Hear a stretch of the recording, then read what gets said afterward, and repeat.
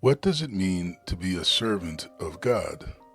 I'm Deacon Ken, and welcome to The Divine Life. In my video on Friday, I said I was preparing for my homily for this morning, and one of the things I focused on was the need to bring loved ones in our life to Christ in prayer. That thought was based off of a true story about a couple, Élisabeth and Félix Leseur, married in the late 1800s.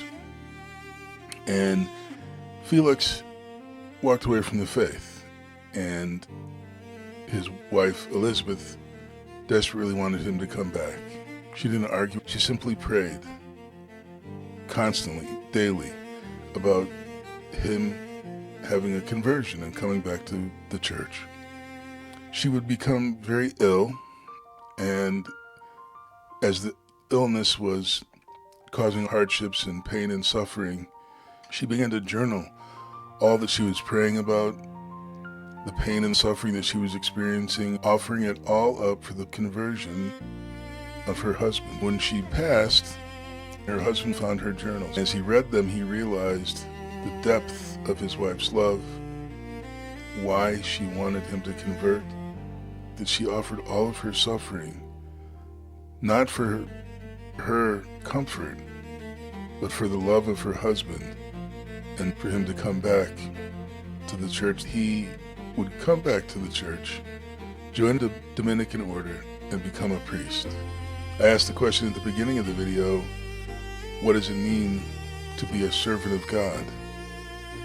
When people began reading all that Élisabeth had gone through, she was deemed by the church to be a servant of God, something each of us should strive to achieve.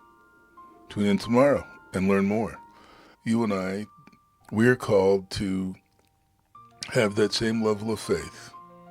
Élisabeth and the mother in today's gospel, and ask again and again and again, with faith, with persistence, with confidence, that as Christ said, knock and the door will be opened. May you and I continue to offer all that we can for those we love, for those we know who need to come back to the church. Don't ever give up.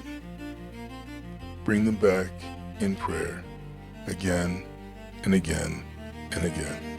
If you like our divine moment, please like, subscribe, and share. Until we meet again, may the peace of Christ be with you today and always.